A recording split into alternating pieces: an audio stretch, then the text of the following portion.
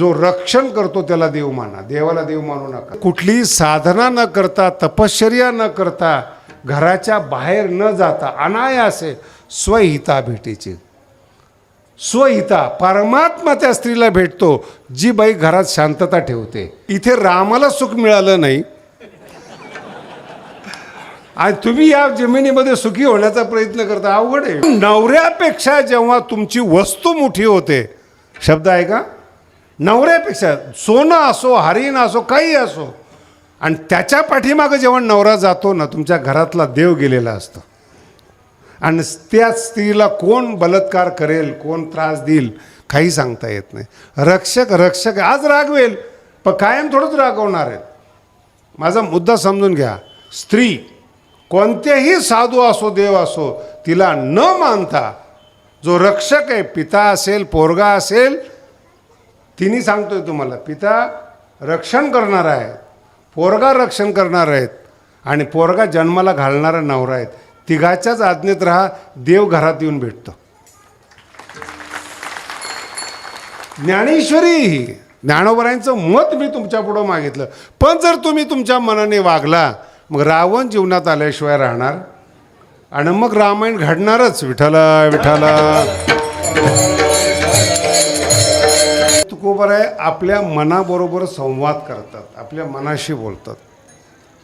या जगामध्ये फार कमी लोक असे आहेत जी स्वतःबरोबर बोलतात, जगाचा विचार करतात, जगाबद्दल बोलतात, जग काय म्हणेल त्याचा विचार करतात. पण स्वतःच्या मनाबरोबर बोलणं, स्वतःच्या मनाशी मित्रता करणं खूप अवघड आहे. विठ्ठल विठ्ठल.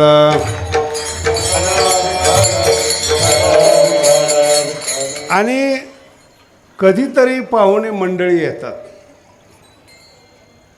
कधीतरी आपल्या जीवनामध्ये वेगळे वेगळे प्रेमाचे प्रसंग येतात. पण नित्य मित्र आणि नित्य शत्रू म्हणून आपली वस्तू आपल्या जवळ असते, त्याचं नाव आहे मन. नित्य मित्र आहे, नित्य शत्रू आहेत. परमार्थ करणाऱ्यांना मन कधी कधी त्रास देतं, कधी कधी बगावत करतं, कधी कधी बंडखोरी करतं. म्हणजे परमार्थिक लोकांनाच करतं असं नाही आहे काही. मन सगळ्यांना, जेवढे जन्माला आलेले आहेत मानव जात, त्या सगळ्याला मन आहे. जेवढे प्राणी आहेत तेवढ्यांना मन आहेत. पण परमार्थिक लोकांना थोडी सावधानता आहेत, थोडी विशेषता आहेत परमार्थिक लोकांमध्ये, की मनाचा स्वभाव, मनाला मित्र करून मनाबरोबर जाणं हा फार गोड स्वभाव आहे. विठ्ठल विठ्ठल. आणि इतर जो समाज आहे, माझा शब्द लक्षात ठेवा बरं का, परमार्थाच्या अतिरिक्त जो समाज आहे तो मनाबरोबर संवाद नाही करत, मनाच्या मागे जातो. तंबाखू आवडली, एखादी स्त्री आवडली, राजकारण आवडलं, व्यापार आवडला, सगळ्याच्या मागे जाणारं मन आहे. विठ्ठल विठ्ठल.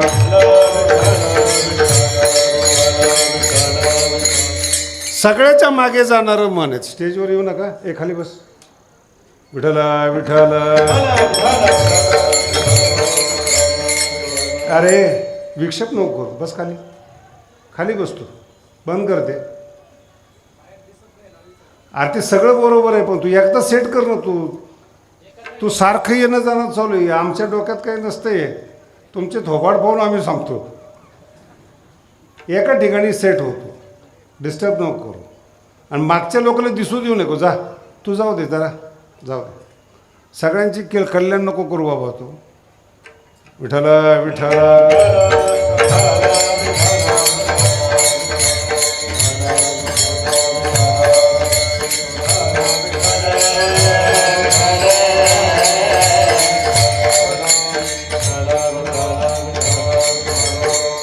काय माझं काही ठरलेलं नसतं. तुम्ही जितकी साथ द्याल, जसं श्रवण कराल तसं आम्ही बोलतो. आमच्याकडे माल फार आहेत, आम्ही आयुष्यभर मालच कमवलं आहे ना. वाटायचं का,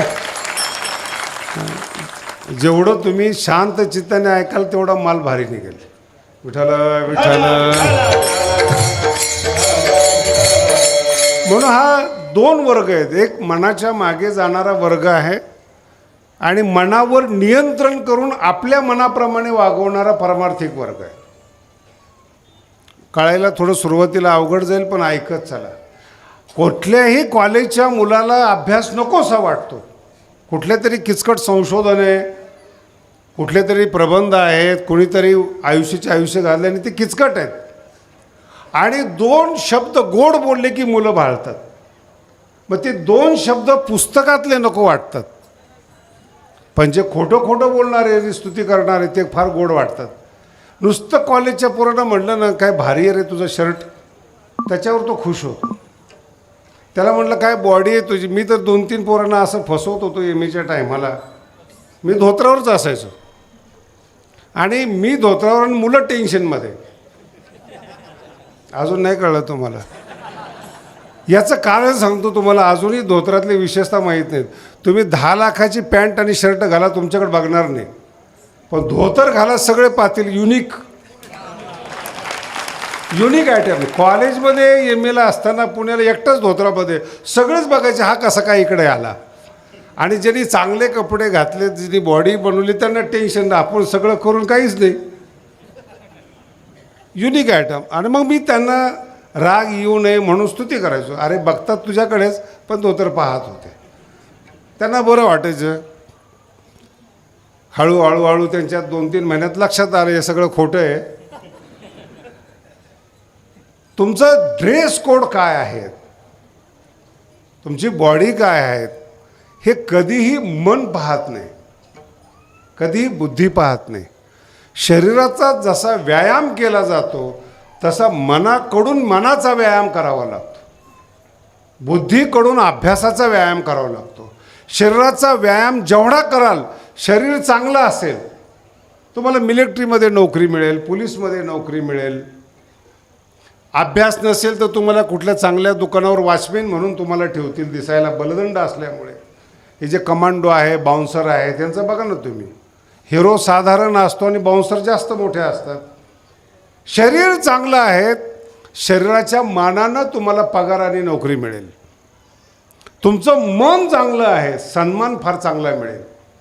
गावामध्ये ज्याचं मन चांगलं आहे, सन्मान फार चांगला मिळतो. सरळ माणूस आहेत, पाप करत नाहीत, गावाला लुबाडत नाहीत, मन सरळ आहेत. त्याच्या पुढचा टप्पा आहे अभ्यास चांगला आहे, डोकं चांगलं आहे, मेंदू चांगला आहे, उच्च पदावर नोकरीला जातो. देश चालवतात अशी माणसं. एवढ्या लवकर कीर्तन कळणार नाही बरं का. मन चांगली असणारी माणसं चांगली आहेत, पण बुद्धी असणारी माणसं सगळ्यांना वागवतात. ही बुद्धीची विशेषता आहे. ज्याची बुद्धी चांगली आहे तो वाईट मनाला कसं हाताळायचं त्याला माहिती आहे.